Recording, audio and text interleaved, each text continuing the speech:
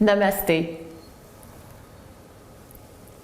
C'est Maryse, votre diva positive, et je vous souhaite la bienvenue dans votre capsule de coaching quotidienne où vous devenez une personne positive, une personne enthousiaste et une personne motivée à atteindre ses objectifs. Vous vous rappelez, lorsqu'on était en Inde, on a vu des singes. Il nous est même arrivé une aventure où l'une des participantes s'est fait voler ses lunettes par un singe. Vraiment, les singes ont été présents dans notre voyage. Les premières fois qu'on les a vus, on était « Wow, des singes! » Mais après ça, dans la gare, parfois, il y avait certains singes qui étaient plutôt agressifs, qui ne voulaient pas qu'on les approche. On a vu des singes, je me rappelle, je crois que c'est près d'un temple. Il y avait une maman avec son bébé qu'elle transportait partout. C'était magnifique, c'était très, très, très joli. Et aujourd'hui, la capsule, je vous parle de singes. Pas ces singes qui sont en Inde, mais les singes qu'on transporte avec nous. Donc, au sein de Diva Yoga, chaque personne a un singe. Un singe, c'est comme un projet. Donc, par exemple, Pascal a le projet de Diva Positive, c'est elle qui est en charge du projet de Diva Positive. Jacqueline est en charge des forums. Niriana est en charge de répondre aux messages. Et l'agente de voyage est en charge de préparer les voyages. Il est arrivé quelque chose cette semaine, puis j'ai eu envie de vous le partager pour vous expliquer le concept du singe. Mon singe, votre singe, est vraiment à chacun son singe. Lorsque je donne un projet à un des collaborateurs, il est totalement responsable du projet. C'est lui qui est responsable de le livrer à temps, c'est lui qui est responsable de faire les choses qu'il y a à faire, c'est lui qui est responsable de tout. Puis des fois, on a besoin de venir me voir, évidemment, pour discuter de telle chose ou telle chose, mais encore là, c'est le collaborateur qui est responsable de venir me voir pour discuter et de faire des suivis avec moi pour que je donne les réponses. Donc, c'est ce que j'appelle les singes. Donc, moi, on va prendre le projet de l'agence de voyage. Donc, j'ai mon singe qui est de préparer le prochain voyage Yoga des Chakras en Inde. Donc, j'ai mon singe ici, puis je dis à l'agent de voyage, voilà, je te donne le singe, c'est toi qui t'occupes de tout gérer pour pouvoir nous créer notre voyage de rêve. Puis là, on discute pendant 1 heure, voici ça, blabla, etc. Et là, je me suis fait prendre. C'est rare que je me fais prendre, mais là, je me suis fait prendre. Écoutez bien ça. Donc, l'agente de voyage me dit, OK, donc je vais préparer une feuille, puis je t'envoie ça pour que tu révises, puis t'assurer que tout est là. Habituellement, là, je dis pas oui. Habituellement, je lui dis, ben, si tu as besoin, tu reviens me voir, puis tu avances dans tes choses, puis j'ai dit, OK. Ben oui, j'ai repris le singe. Donc là, j'avais mon singe, je lui ai donné le singe, puis elle a dit, ben, le singe, je te le redonne. Donc là, j'ai repris mon singe. Elle m'a envoyé ce qu'elle devait m'envoyer et il y a eu plein de choses qui sont arrivées. Pendant 1 semaine, je n'ai pas eu le temps de regarder ces choses. Donc là, c'est moi qui ai pris avec ce singe-là et que le singe n'est pas nourri. Donc, le projet avance pas pour pouvoir réserver. Et lorsque j'ai rappelé l'agent de voyage, je lui ai expliqué cette histoire de singe, puis je lui ai dit, la prochaine fois, j'ai dit là, c'est moi, là, j'ai repris le singe, mais la prochaine fois, tu gardes ton singe et tu avances, comme tu vas avoir une bonne idée, là, même si c'est juste à 90% que le voyage est planifié, c'est parfait. Donc, les gens qui sont proches de moi connaissent bien ce principe de singe et sont tout à fait responsables de leur projet. Mais là, j'ai repris le singe. J'étais pas contente de moi, vraiment. Et je veux partager ça avec vous parce que vous êtes dans cette situation toujours, que ce soit vous qui soyez responsable des singes ou encore que vous déléguiez les singes. Parce que ce que je veux voir avec vous ici, c'est la notion de responsabilité. Lorsque vous prenez un projet ou lorsque vous déléguez un projet, il y a une personne responsable. Ça va tellement mieux. Comme Pascal, par exemple, je vais vous donner un projet qui fonctionne super bien, Diva Positive. Pascal est responsable que les capsules soient toujours à temps sur le site de Presto Market pour que vous puissiez les écouter et elles doivent même être là 1 semaine à l'avance pour être certain que Jacqueline a le temps de les vérifier, que s'il y a un PDF à faire, que Niriana peut le faire. Puis elle coordonne avec tout le monde de cette façon. Et elle est même responsable de s'assurer qu'on filme à temps pour pouvoir avoir toutes nos capsules. Donc, c'est vraiment elle. Et si à un moment donné, on n'a pas filmé, c'est elle qui va venir voir puis qui va dire Mais là, on a besoin de filmer parce qu'on ne sera pas à temps. Donc, il faut qu'on planifie une journée de tournage, il faut qu'on planifie du tournage. Puis c'est elle qui prend son singe, elle est vraiment responsable de son singe. Puis, vous ne voyez pas, mais elle vient juste de le flatter. C'est super cute. Donc, elle s'occupe de son singe. Si elle me disait, bien, Maryse, tu choisiras une journée de tournage, puis on va tourner lorsque ce sera bon pour toi, ça ne fonctionnera pas parce que là, on ne pourra pas rencontrer tous nos délais.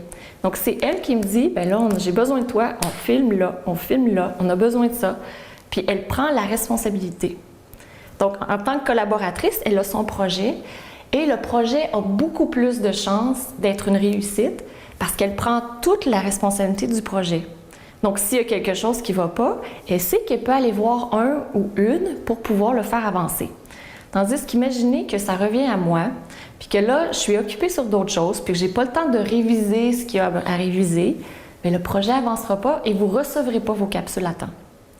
Donc, c'est vraiment important lorsque vous recevez un projet, lorsque vous recevez un singe, que vous en preniez bien soin, que vous chérissiez votre singe, puis que vous ne le retourniez pas à l'adoption. Donc, vous le gardez parce qu'on vous a donné ce singe, vous en êtes responsable maintenant.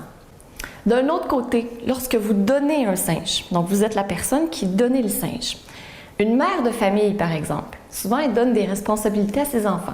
Tu es responsable de faire ci, responsable de faire ça. Lorsqu'on partage un projet, lorsqu'on dit à son conjoint ou à sa conjointe, tu vas faire ci ou tu vas faire ça. Moi, je fais ça, toi, tu fais ça. Des fois, c'est pas fait comme on voudrait que ce soit fait. Je ne sais pas si ça vous est déjà arrivé. Vous demandez à votre mari, je m'excuse pour les hommes, vous demandez à votre mari de passer l'aspirateur. Et il passe l'aspirateur, ça va bien. Et là, vous êtes frustré parce qu'il n'a pas tiré les divans, il n'a pas tiré les commodes, il n'a pas passé derrière. Puis vous dites, non, mais pas capable de passer l'aspirateur. C'est moi qui va continuer à passer l'aspirateur, je lui enlève son singe. Ça vous est déjà arrivé? Ça nous arrive souvent. Comme femme, on a tendance à reprendre le projet parce qu'il n'est pas à 100% comme on voudrait qu'il soit. Lorsqu'on délègue le projet, on le laisse à l'autre personne. C'est elle qui devient responsable. On peut guider le plus possible, on peut donner plus de directives, comme par exemple avec les enfants, mais on leur laisse le projet. C'est hyper important pour soi, avoir du temps pour soi, et pour l'autre personne, sentir qu'elle est importante. Vous vous rappelez le besoin d'importance? Bien, lorsqu'on donne un projet à quelqu'un et qu'on lui laisse et qu'on lui fait confiance, il se sent important et responsable. Lorsqu'on lui reprend son projet, c'est très dur sur l'estime de soi. Donc, vous laissez le projet. Avec les enfants, souvent on le fait. On leur dit de faire une tâche, puis l'enfant, pour revenir à hier, chiale ou râle. « Ah, j'ai pas envie, ça me tente pas, c'est trop dur, j'ai pas le temps. » On le fait pour lui. Puis là, on vient de lui enlever son estime de lui-même sans qu'il s'en rende compte. Donc, j'ai eu à vivre ça, évidemment, avec les enfants. Par exemple, Cassandra, elle est responsable de nourrir le chat. Je suis en garde partagée, donc lorsqu'elle est avec moi à la maison, c'est elle qui est responsable de nourrir le chat. Et on a, à l'occasion des discussions, « J'ai pas envie de nourrir le chat, ça me tente pas, il est trop tard. » Je lui ai dit « Pas de problème, je comprends, moi aussi des fois je suis fatiguée, puis moi aussi des fois j'ai pas envie de te nourrir. » Ça arrive. J'ai dit, c'est juste dommage que ton chat, bien, il ne sera pas nourri aujourd'hui, mais bon. Donc, je lui laisse la responsabilité de ses actes pour qu'elle voit c'est quoi l'impact. Je ne le fais pas pour elle. Parce que si je le fais pour elle, encore là, je lui enlève son singe. C'est hyper important, encore plus pour apparemment, selon les études, pour les jeunes filles ou pour les fillettes, de garder leur tâche et qu'on ne leur enlève pas, surtout si c'est la mère qui l'enlève. Donc, on ne veut, comme mère, ça a encore plus d'impact sur l'estime de soi lorsqu'on donne une tâche à notre enfant et qu'on lui enlève par la suite. On lui laisse son singe. Donc, les petits singes qui voyagent, touc, et le singe continue à rester, à moins qu'il y ait un réaménagement conscient des tâches dans la bonne humeur et la positivité, dans le but d'améliorer les choses. Donc voilà, aujourd'hui, c'est notre capsule « Votre singe ». Donc, votre défi aujourd'hui, c'est de l'observation. Vous allez vous auto-observer. Donc, lorsque vous déléguez un singe, Est-ce que vous avez tendance à donner le singe et à ne plus donner de direction et le singe part, des fois il est fait, des fois il n'est pas fait? Est-ce que vous avez tendance à reprendre le singe? Est-ce que vous avez tendance à vous assurer au moins que le singe, au début, il est bien nourri et qu'il est pris en charge et que la personne peut continuer? Quelle est votre attitude lorsque vous déléguez un singe? Lorsque vous recevez un singe? Quelle est votre attitude aussi? Qu'est-ce que vous faites habituellement avec les singes? Habituellement, vous allez être bon lorsque vous recevez, lorsque vous donnez des singes. Mais il y a peut-être des occasions spécifiques, comme le mari, les enfants. C'est là où des fois, le bas blesse. Donc, on reprend nos singes. Mais lorsque vous recevez votre singe aussi, quelle est l'habitude? Qu'est-ce que vous faites habituellement? Est-ce que vous avez tendance à procrastiner sur votre singe? Est-ce que vous avez tendance à ne pas trop savoir quoi faire? Est-ce que vous dites, oui, mais la personne l'aurait fait différemment? Donc, qu'est-ce que vous faites lorsque vous recevez un singe? Est-ce que vous avez tendance à le redonner à la personne qui vous l'a donné? Donc, vous préparez le rapport et vous lui redonnez. Vous dites, ah, c'est hors de mes mains maintenant, sans faire de suivi. Qu'est-ce qui se passe? J'ai très hâte de lire vos commentaires sur ça. Et peu importe ce qui ressort, l'important, c'est de connaître votre point A, votre point de départ, là où vous êtes. Et à partir de là, si vous sentez que vous avez besoin de changer, vous changez. Si vous sentez que c'est parfait comme c'est maintenant, vous restez comme vous êtes maintenant. Donc, je vous souhaite une journée magnifique, une journée extraordinaire. Accueillez vos singes et laissez les autres singes à l'autre personne. J'ai très hâte de lire vos commentaires et on se retrouve demain dans une nouvelle capsule de coaching. Je vous embrasse. Namasté.